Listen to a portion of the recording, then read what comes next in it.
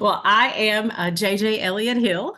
And I'm Natalie Elliott Handy, and we are the sisters from Confessions of a Reluctant Caregiver. And we are thrilled to have everyone back today. We would like to welcome everyone to the fourth session of our Impact of Dental Health on Preventing Future Medical Complications. Now, our series is sponsored by Quarrel and Phillips, and tonight's session is sponsored by the Oral Cancer Foundation. So we'd like to thank those sponsors for bringing these sessions to you.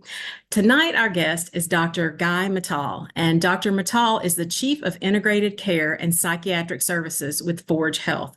His approach to care, recognizing the importance of connection between physical and mental health, is transformative for the healthcare industry and one that can lead to better medical outcomes and overall well-being for so many people. And we're really excited to hear about it. Yeah, and again, we're thrilled to have Dr. Maytal too. I said it wrong again, Dr. Maytal. It's I all know. I love you though. We are thrilled to have Guy with us. And I'm going to say Dr. Guy because I'm just going to butcher his last name, I've decided. But Dr. Guy with us to talk about the mental health implications of poor oral health, understanding the connection. Of course, that's near and dear to my heart because I'm a mental health provider and have worked in the field for many, many, many moons. But before we get started, there are three housekeeping items that I want to make sure that we address. So first, everyone has been practicing putting where you're from in the chat. Make sure under the to button that it says everyone. Otherwise, it will just be JJ, myself, and Dr. Guy who can see all of your comments. And we want everyone to be able to see each other's comments to inspire.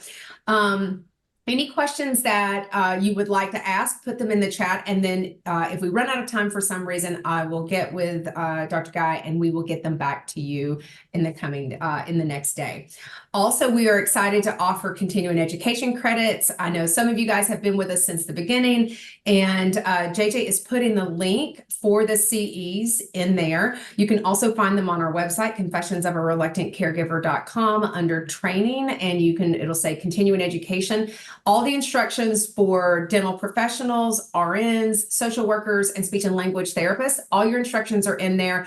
For the folks who are dental professionals, at the end of the second bullet, it will say link, and that is where you find the code for your continuing education to put in for the survey. So just as a heads up, I want to make sure that we're saying that. And of course, tomorrow we will send out a recording of this email, probably around lunchtime, got to upload it into YouTube. We will have the survey, and we will have, of course, all of our fantastic sponsors and links to our sponsors and partners and series partners and all that great stuff. And we thank Quarrel for giving a discount code. So make sure you take a look at that. They're giving 30% off on for folks to be able to try it. So without further ado, I think we have done all of our housekeeping duties. Dr. Guy, are you ready? I'm ready. Oh, I love it. All right, well, let's get started. I'm not normally called Dr. Guy. I kind of like it. Oh, well, thank you. It's better than Now that makes you cool. Yeah, it does make you kind of cool. All right, so let's just jump right in. So let's talk about, really, why are we talking about dry mouth and mental health? Well, I'll tell you, it's part of a larger conversation. And the conversation is, now let me give you a little bit about my background. My background is I work with people with severe medical conditions, particularly people dealing with cancer, other complex and potentially life-limiting illnesses. Mm-hmm. But as you know, people recover to whatever degree they recover, or they live with the illness as a chronic illness. And the reason it's a larger conversation is the notion of how do I live with symptoms that I wasn't expecting? How do I live with symptoms that are bothersome, reduce my functionality, but don't keep me from living my day-to-day life? How do I live with these new symptoms that I wasn't expecting? Like, nobody told me it would be like this.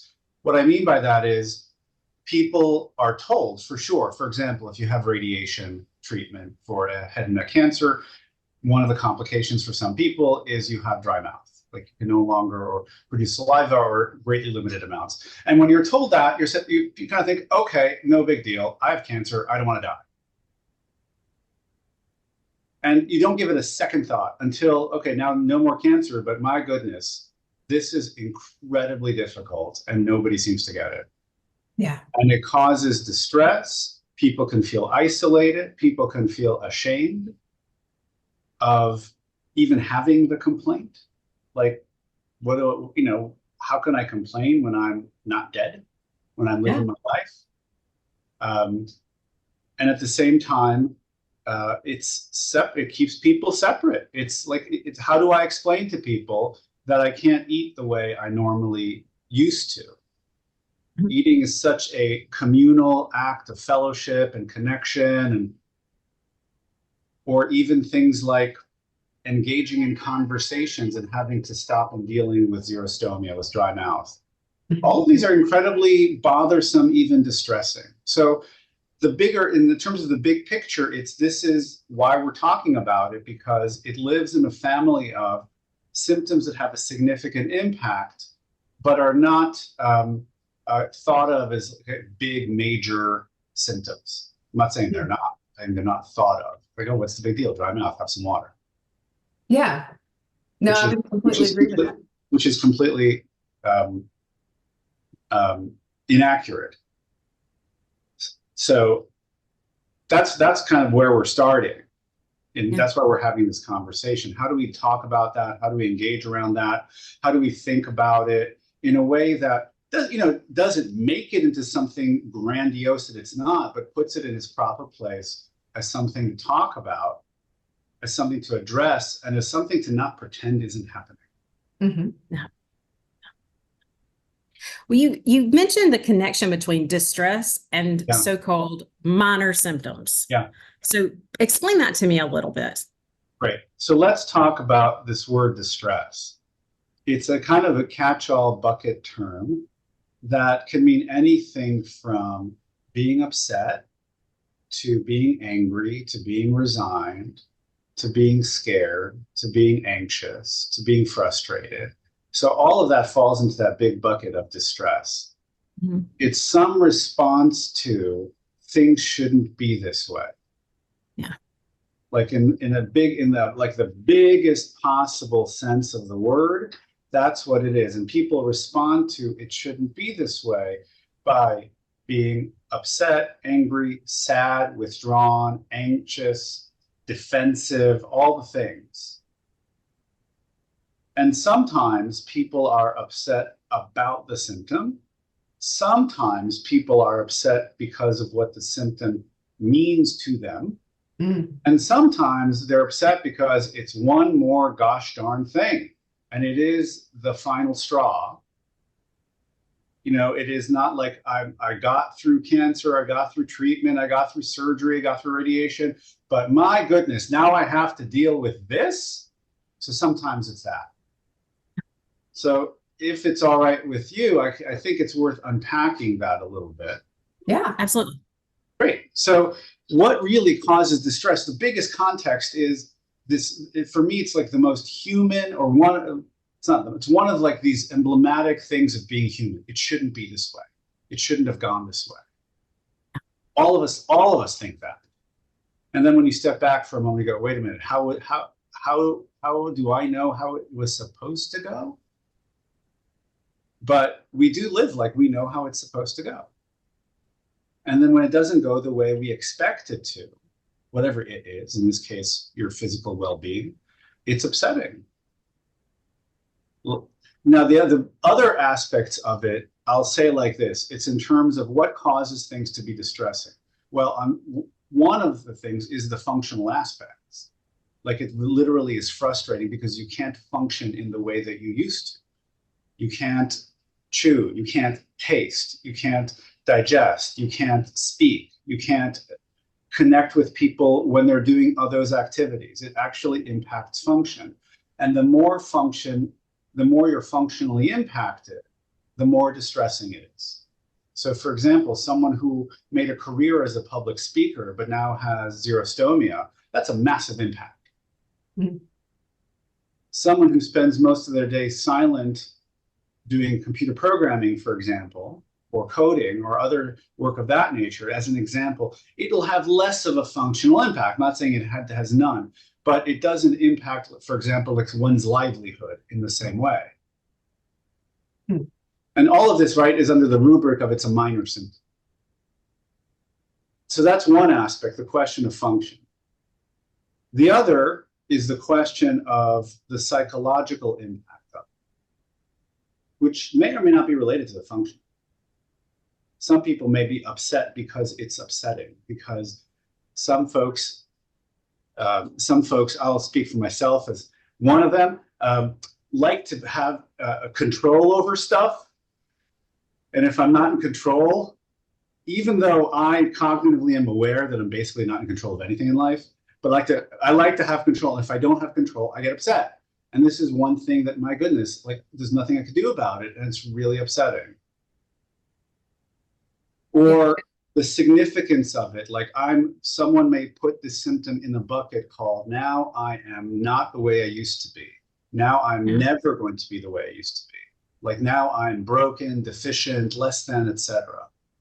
And if it lives in that bucket, that's going to cause significant distress. But you were going to say something. No, I'm thinking about how it impacts I think about relationships. And I've always talked about relationships are the oxygen of human development. A very wise woman said that. And it's true. And I think about eating food, and I think about Jason, and I even think about our mom. Two completely different scenarios is that our mom has Parkinson's versus Jason is a head and neck cancer survivor. And both of them have challenges with oral health. And both of them, especially Jason, it was harder for him to want to go out to have dinner with friends. He typically at this point has adjusted that to, well, let's go out and have a drink. And he doesn't drink because he doesn't drink. So he's drinking water, and that's how he's trying to maintain socially, because it's normal. It's normal to take drinks of water. But when he's eating, it's so hard for him to swallow. And I believe that there is anxiety about what happens if my food gets stuck in my throat. Yes. And so it's better to not be in front of people. So he does shy away. Our mom is the same way, Jay. Yeah, mom is completely different, Dr. Maytal, and that's interesting. It actually is a form of her dental health actually causes some isolation. It almost makes her stay alone. She doesn't want to eat in front of people because she has such issues with excess saliva, which is caused by her dry mouth. And so she doesn't want to be in front of people. She doesn't want to talk. And when you said public speaker, she actually was a public speaker. And so even as her disease has progressed over 20 years, it has changed her life. And she's mad about it, and so I think more than anything, she's mad at dental health, and Parkinson's. But that's really interesting because both of them have the issue, but their reactions are very, very different. That's really interesting. The way we engage with each other is mostly up here, whatever that is. Even right now, the reason Zoom works is because you don't need to see my calves in order for us to have this conversation. That's true. And eating is something that brings human beings together. There's a reason we have the expression breaking bread. Yeah. It is something and if you can't participate in that, it is both frustrating, separating, shameful, but also, like I said, it really does depend on what's the context that it's being held in, because someone else might say, I want to be with people, I just might not eat with you, and that's okay with me. And another person might say, if I can't eat with you, I will be separate, different. People will look at me, judge me. I don't like that. That's too stressful, shameful for me. So I won't participate. It's all a point of view. It really is the question of, how do I hold this for myself? Yeah. And then it is the question of, how do I make sense of and live with this new experience? This, the term that's used is this new normal. Yeah. Which is the term in the literature.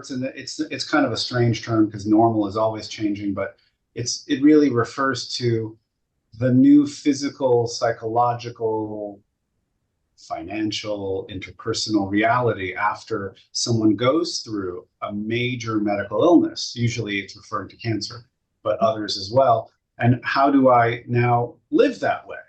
And it really is the question of how do I make that choice?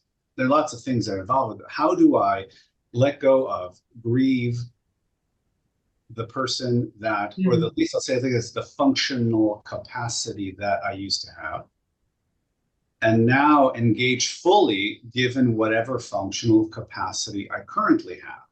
The alternative is to constantly be mourning some loss while missing out on life, which is, I'm not saying that's easy by any stretch of the imagination. Right. That's very difficult, but that is the challenge, that is the task.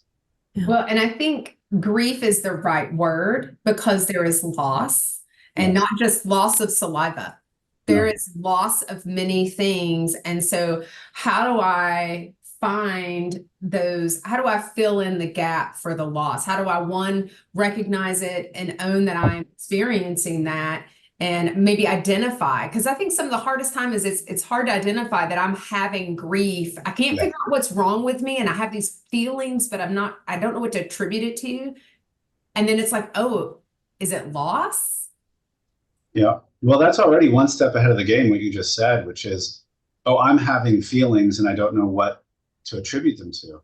For many people, I'm just ticked off, or I'm just going to isolate. Yeah. And the first thing to recognize, I think, is exactly what you're saying, is that these feelings are a normal part of the experience for many people. And one of the critical elements of that is to not trivialize the symptom. Yeah, absolutely. Because it is not, there is no, someone once said to me that the only minor surgery is the one you're not having. But it's true that when people say minor symptoms, I don't know what that means. The question is, how does it impact the living of your life and your satisfaction in the living of your life? That will determine if it's minor or not. Some people have limb loss and they're just like, that's fine, no big deal. And for some people, it's devastating. It really is. Again, I keep coming back to, there's no such thing as minor or major symptom. It is how it lives for you. And so if you can say, okay, I'm dealing with this, it's really impactful. I kind of feel silly or ashamed about it, or don't know how to talk about it with people, but it really is impacting me. That's already 3 steps ahead, because now you can start to actually deal with the thing itself and not simply be banging up against life. Yeah. So if I'm feeling despair or distress, kind of going back to talking about that distress kind of feel about my new normal. So I am now experiencing this symptom. It is not going away. So I'm having to live with this side effect every day. Because I know Dr. Villa talked about there are clinical trials to try to, I guess, restore salivary glands, and there's some promising things. So we have our fingers crossed for that, but there's no cure for it yet. There's just treatments to manage it. If I'm feeling despair, does that mean I'm depressed?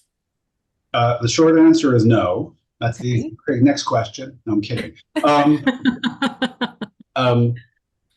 So the trouble with that word depressed is it means different things in different settings. So in everyday language, depressed just means sad or down.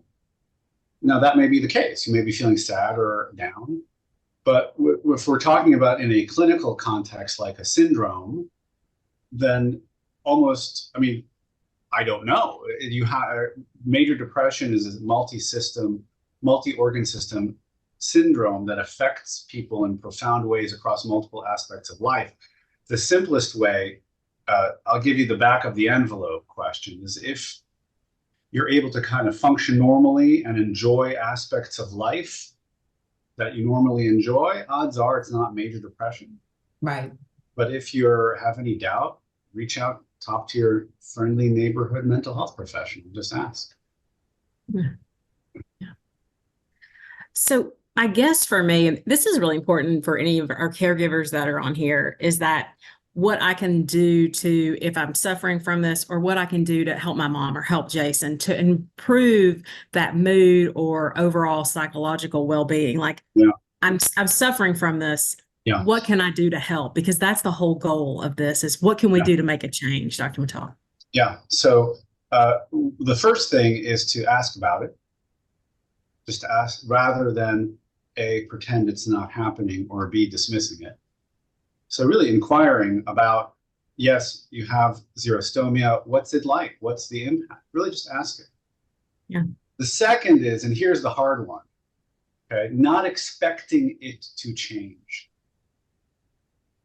So if someone's upset about something, I mean, you can talk about anything, you know, imagine you're talking with a friend or a spouse or a partner and they're upset and you just start to say, hey, don't be so upset.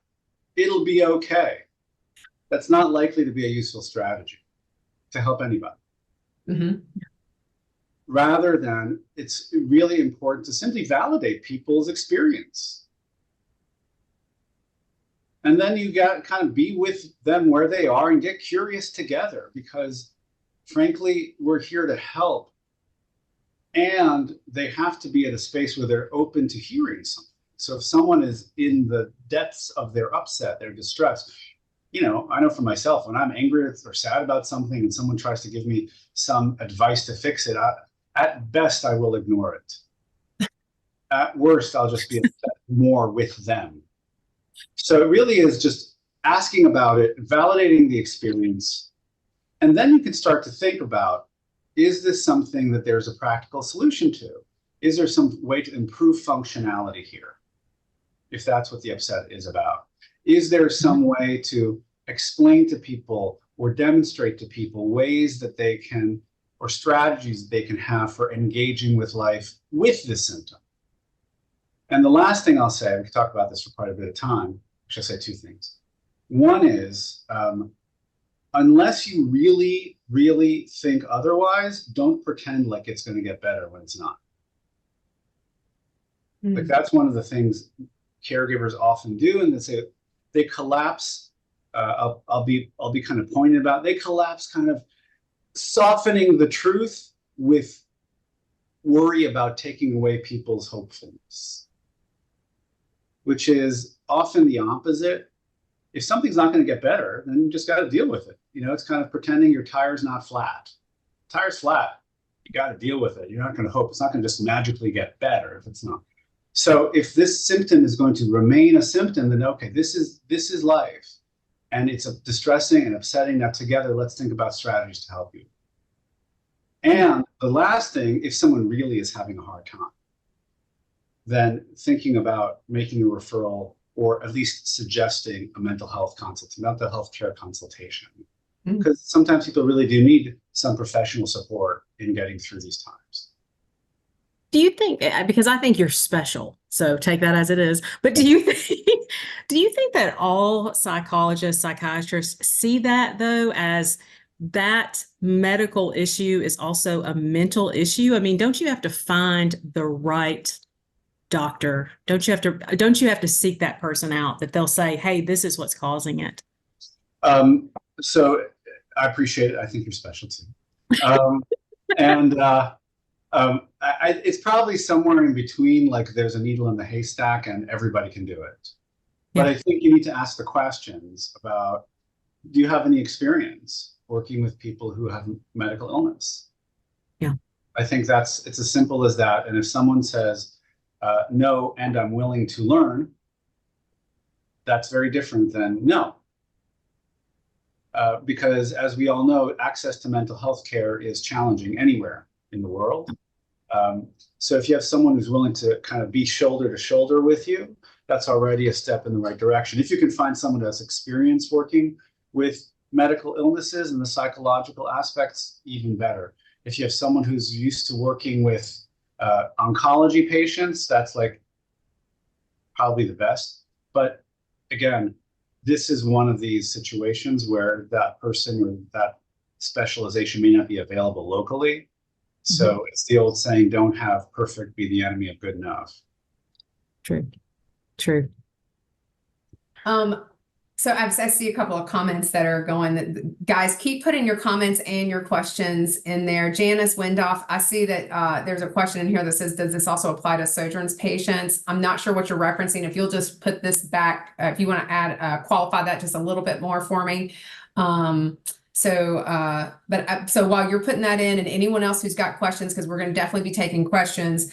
I've got the last one on my list here for you, which won't be my last, but many people in my life, even those I'm very close to, don't seem to understand. And I'm going to tell you, like Jason experiences that. I always refer to my husband just because he lives with it every day. It is in his face every day, a constant reminder of that he had cancer. And as much as he tries to forget it, the dryness in his mouth is a constant reminder. So how can I help other people? Would you advise them to help other people to get it?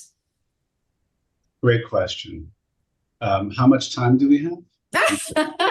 We got some time. We're going to go over. Okay. I've got a couple of thoughts about that. Okay. Sure. So here's the thing. Imagine if the world is covered in glass. You can either walk out barefoot and complain about how your feet are bloody, or you can put on a pair of shoes.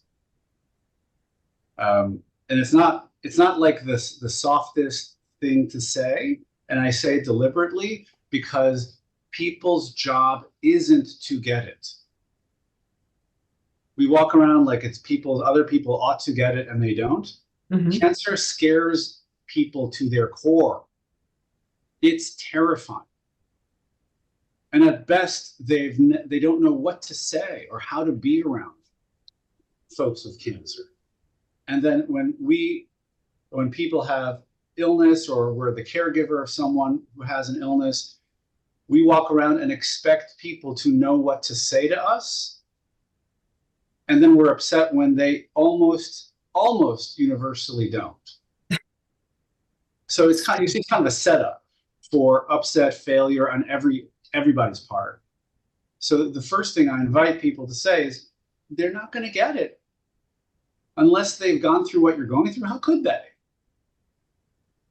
Like even close family members or friends. Forget about work colleagues. They do not know how to talk about it.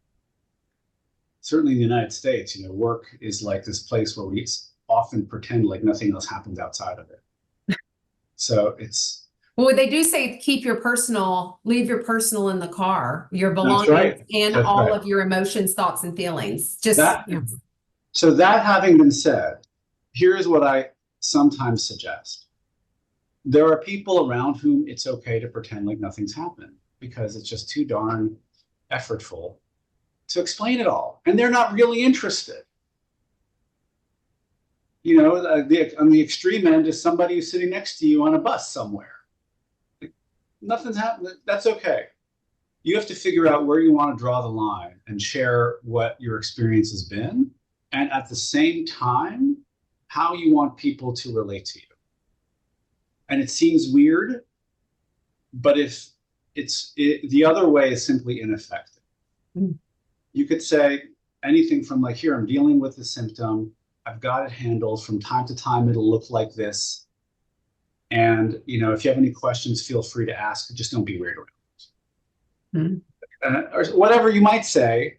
Or you might say, I'm dealing with this symptom and here's how it impacts me. I expect you to do nothing about it, but I don't want to pretend like it's not happening. Because otherwise it's kind of like I've got like an ink stain on my face and everybody's pretending that somebody's pen didn't squirt at me. I'm like, oh, don't worry about it. So the more you can just simply have it be a thing that's actually happening, and you can tell people how to engage with you about it or not. Yeah. Everybody can just be more present, engaged, and the shame can kind of decrease a little bit. Yeah. I like that. I like just kind of saying that out loud. Like, I'm going to make the uncomfortable. I'm going to go ahead and get it out of the way. Exactly. I'm just going to get out of the way. We're going to name it, and then we're just going to move on. It's funny. It's like, I'm not going to say it's too kind of silly, but it's all right. I'm gonna leave it right where you put it. That's great. So I have a question. We've got a question over here. How can one help a person who has given up on oral hygiene and health due to dry mouth? How can that person be motivated to not multiply the bad? It's a great question. You know, the first thing I just want to say is appreciate your stand for this person, because the other aspect of it is good on you for not giving up on them who has given up. Yeah. So again, consider that people take action when they see that it can make a difference. And if I don't see how my action can make a difference, I'm not going to take an action at some point. I mean, I might try it a few times, but if nothing makes a difference, I'm going to give up. So the question, I have two questions. I obviously don't know the situation specifics, but one is, because I'm a psychiatrist, I do wonder about actual major depression. Some people are dealing with, when people have actually given up on things, I worry that kind of helpless, hopeless position is indicative of depression.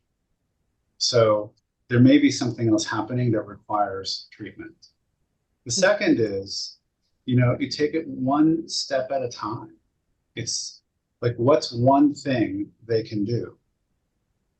But they kind of have to want to do a little bit. See, if you come at them with it, you've got to do it, don't give up, they'll just retreat further. If you come at it like, you know, I know this is really hard, looks impossible, and can we just hang out with it and see maybe there's something that might help? I would agree with that. Yeah. I think, you know, people want to take control back when there is no control. So telling people what they should do, that is a component of, oh, I'll show you what I can do. Oh, I'll show you what I won't do. Yeah, I'll exactly. show you what I won't do because I have control over that. That's right. I mean, you know, the silly example is telling an upset teenager to clean up their room. Yeah. They're like not going to do it very well. No. Oh, I'll show you. I'll show you. Messy. Yeah. I gotcha. Well, and I know we're right at the end of our time, guys. Yeah. If you have additional questions, I can't believe the 30 minutes already gone past. I mean, just love this, Dr. Maytal. And so Janice was mentioning, I missed the second part, talking about how probably the reluctance around going out to eat and doing normal daily activities applies to Sjogren's patients as well. For Sjogren's, absolutely. Yeah. Absolutely. It's the same, you know, how you get there is almost, not really. How you get there almost doesn't matter in this scenario. The fact that people are dealing with this symptom is that they're dealing with the symptom. Yeah. Well, and I can tell you as a caregiver, I try to be very patient with Jason as far as like when we're eating dinner. I have had to slow down how quickly I eat so that it doesn't make him feel uncomfortable, because I'm a fast eater. When I'm hungry, I'm like num, num, num, num, num. And he ate slow before.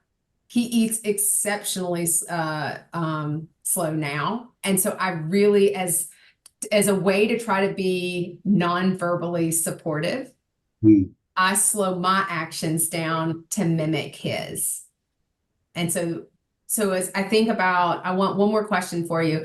For all of the dental professionals, the RNs, the social workers, speech and language, do you have any recommendations for them as they're working either with caregivers or the individuals themselves, advice that you might say, and maybe even caregivers or loved ones who are supporting these individuals? Advice, words of advice for them?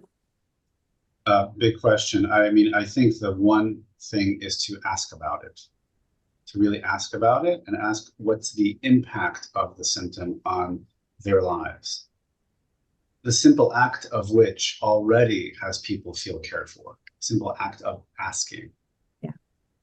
Well, Dr. Maytal, thank you. My pleasure. Thank you for the honor of being here. Always words of wisdom. And guys, thank you for joining us. I want to also thank our series and series sponsors, our session sponsors and partners. I'm going to name them really fast. Are you ready?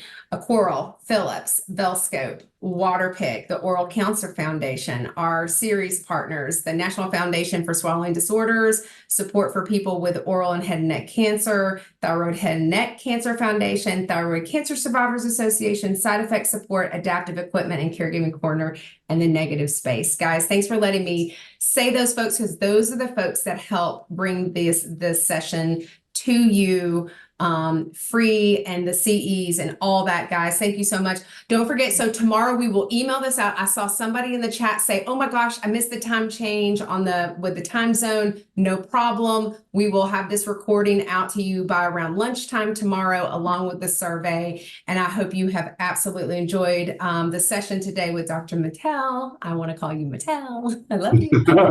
I graduated from Dr. Guy to Dr. Maytal. And if I could listen, in all honesty, if there's any way I can support people, or feel free to email me. I just put my email in the chat.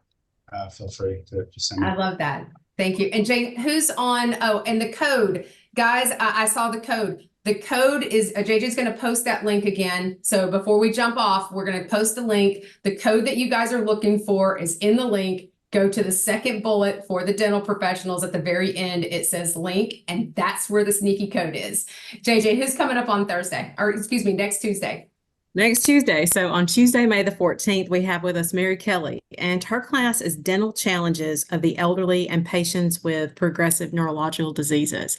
And that's going to help a lot of us that are dealing with parents, dealing with Alzheimer's, dementia, Parkinson's, a lot of us. It's going to benefit. So we're looking forward to that. Looking forward to everybody registering for that. Registration's still open, Natalie, so sign up.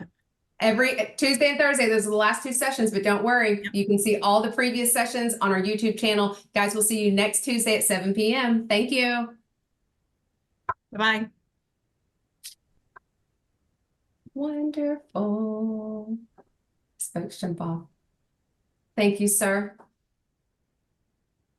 Dr. Guy, thank you very much. I'm just going to start calling you Dr. Guy instead of just butchering your last name. Now I'm going to be very sensitive to it. You know I'm sensitive. Add that to my treatment plan of things Natalie needs to work on. I know I've resisted Dr. Guy my whole life, but like, you know what? I'm in. I'm sold. That's it. I think Dr. Guy's pretty cool personally. Yeah. Listen, as long as the doctor's in there, my ego's satisfied. And Dr. Guy, we have that recorded, so we're putting that out everywhere. I'm sure Forge will be like, that's our real. I love it. I love it. Oh, thank you so much. Sir, I will see you tomorrow. Thank you. Bye. All right. Thanks, everybody. Thanks, everybody. Good night.